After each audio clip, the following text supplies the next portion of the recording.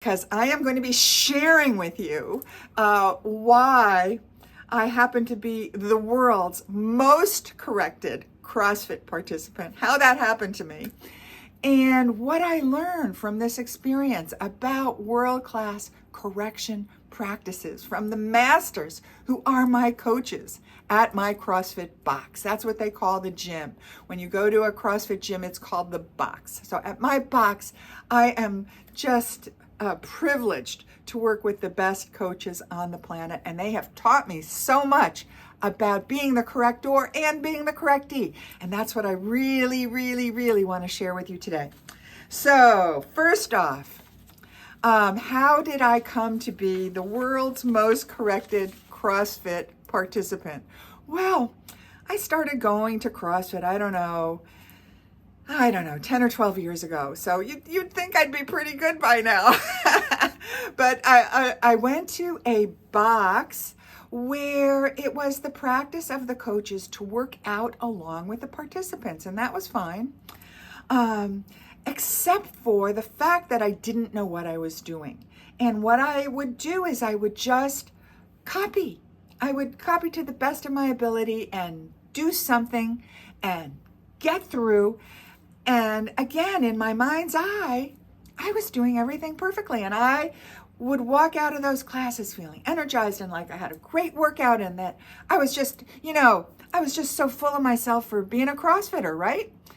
And then I moved, and I consequently had to change my box.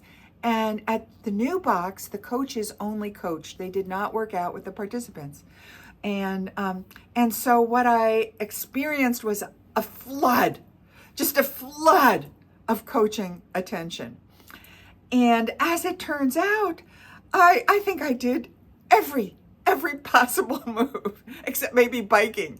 I did everything incorrectly, or not to protocol, let's put it that way.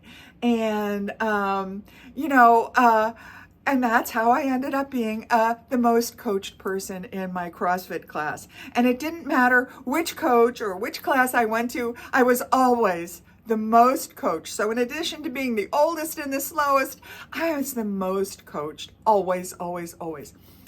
It's unusual for me to not receive at least one coaching correction during a CrossFit class, and usually I get multiple.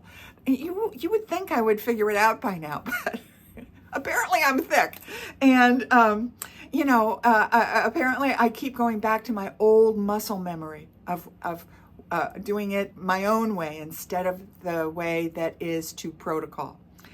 So this is what I have to share with you today, is that I could be insulted, that I could be insulted that I'm the most coached participant, and I could be angry that they're picking on me, and I could be insulted, and I could walk out, or I could go to a different box, or I could laugh at myself and go, and keep going. And I could appreciate it. And that's what I choose to do. I choose to be grateful. And what am I grateful for? I'm grateful that somebody's paying attention to me. And I'm grateful that somebody is bothering to help me not hurt myself. And I am grateful that somebody wants me to be my best. And that's important to me. I'm into magnificence, and I really do want to be my best. And I really want to do it to protocol. And, my little pea brain, I can't remember things. So here you go. So you got the scenario. These are the 10 most helpful, most important, most stellar things I learned from my CrossFit coaches. Are you ready? I'm going to get my little marker out here so that you can see along with me what they taught me, because this is really good stuff. All right, first thing they teach me is timeliness. When you're correcting somebody, you need to be timely. And what is timeliness? Well, when I'm doing the incorrect move or the inappropriate move, they usually, most coaches wait for me to get through with my set, which is the number of repetitions that you do in a particular move. They usually wait to the end of the set, and then they tell me, hey, I see you're doing this. And why is timeliness helpful? Because if they waited until the end of the class to tell me, there's a really good chance that me with my pea brain, I wouldn't remember what they're talking about, or I wouldn't remember how I was doing it compared to how it's supposed to be done. So it's always timely. They catch me in the act, so to speak. And that makes it really relevant and meaningful to me because I understand what they're talking about. So that's the really first important thing they do. Make it timely. The second most important thing they do, they pay respect at me. They respect me. They don't say, hey, didn't I talk to you about this 50 times before? Hey, can't you remember? Hey, what's wrong with you? You know, there's none of that stuff. Every time is like the first time. They pay me respect. They don't put me down for having to improve my move. It's always respectful, and I respect them back, and it's just a nice way to go about this. We both have big love for each other, and that's the way it can be and should be. So I really enjoy the respect, and I'm happy to reciprocate it because it just makes it easier, you know? It makes it easier for me to open my mind and be receptive to the correction. I'm not blocking it off. I'm not afraid. I'm like, oh, okay, I get it. What's the next thing they do that's a world-class practice? Let me see. I don't want to miss anything. Oh, they explain. Okay, what is the protocol? What is the way it's supposed to be? And what am I doing? Because oftentimes, because I don't have a mirror in my CrossFit box, I think it's like my stretch with my nose to my knees that I'm doing everything perfectly. I don't see what I'm doing. I'm not aware of what I'm doing. I have old muscle memory that isn't helping me out. And they have to explain to me exactly what I'm doing and how is the better way to do it. So, you know, no matter how many times I've learned the same move, they do the same thing with me. They go through the same type of training. And I always get that respect from them while they're at it. It's nothing, you know, it's not a put down for them to have to explain to me. They're not being put out because they have to bother to explain to me. It's just part of the coaching job, and I appreciate it. What else do they do as part of that? Oh, they get my buy-in. This is a really important one, I think, to get my buy-in, because they'll be saying, you know, this is how it's done, and this is how you're doing it. What do you think? Try it this way, and let me see what you feel. And so we'll sort of figure it out as we go along together. You know, what can I do? What am I strong enough to do? What's hard for me? How can they make it easier for me? They break it down. They'll break it down into steps, you know, so let's say I'm learning a snatch, which is an Olympic move, and I'm trying to lift a bar from the floor to over my head. And the first step is to get it from the floor to your knees. And the next step is to get it from your knees to your waist. And the next step is to get it from your waist up over your head. And, you know, maybe I'm doing 2 out of the 3 steps right. And we break it down so that I can figure out what I'm doing and how to make incremental changes. So they break it down for me, and they might make it easier, right? Maybe it's just too hard for me. You know, I am the oldest. I am the oldest and most corrected person in my CrossFit class, so they might make it age appropriate for me, make it easier so that I can do it, so I don't give up. And so that I'm not terrified by the correction process, right? It's just a very conscious, considerate way to go about correcting. What's another thing they do here? Oh, they ask me to demo. Okay, here's the lesson. Here's what you know.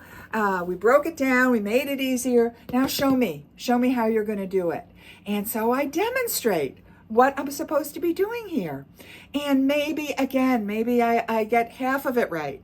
And so it might require another set of refinements until I actually get the move right. You know, like for example, I have a hard time bringing my arms up close to my body. I want to bring them out instead of up. And, you know, I might have to work on that a little bit more. And so the coach helps me through my demo What am I doing? Again, the coach is that feedback, my mirror, helping me figure it out. So that's another important practice. What else do they do? Oh, this is my favorite part. Praise, praise, praise, praise, praise. When I finally do something that is an improvement, they praise me. It might still not be perfect, but they praise me. Oh, good effort, good effort. You're making progress. That's much better.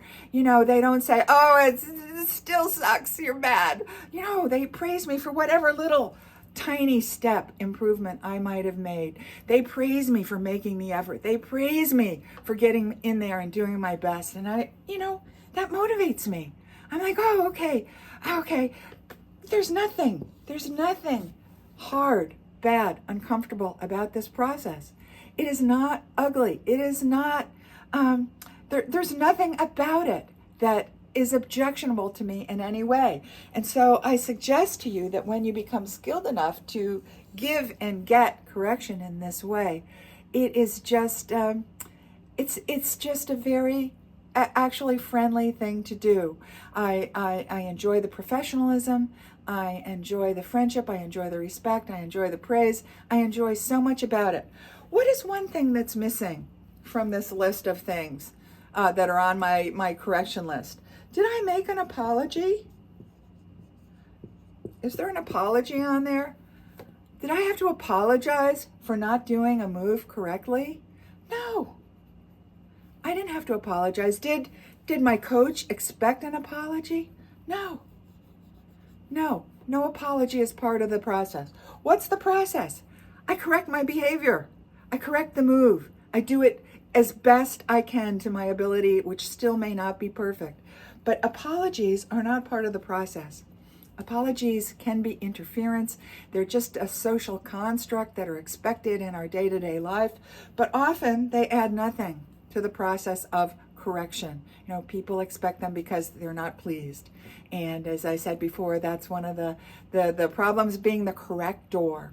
And it's just part of our culture, but it is not necessary in this particular environment. So I just put that out there. So there you have it, my 10 best practices for correction, a way to make it unscary, unfearful, unanxiety producing. And the corrector and the correctee both walk away feeling good about selves. And that's what we want, that good feeling about ourselves. And there's nothing to worry about getting feedback. It's okay, as long as it's delivered in an objective way. You can do this, you can receive it. It's an okay thing. And if you'd really like to learn more about the correction process that's delivered in a harmless way, this is part of the intermediate level program for the Warriors Way, which I call the Journeyman program. Excuse the man term, but it's just a term that I'm using here. It's for men and women, and we really go in to the practices that enable you to be harmless in every situation in life. And it's just like this. It's easy once you see how to do it. There's nothing to be afraid of, and it's just a way to make yourself more conscious, more skilled, more and make life more enjoyable in the process. Hey, if you like this content, you know what to do. Like, subscribe, comment, you know the drill with YouTube, and go to my website, subscribe to my Warriors List newsletter. We can stay in touch. I can tell you about discounts on merch and upcoming programs. And in any case, come back. I can't wait to be with you again. Mwah! Big love at you. Bye for now.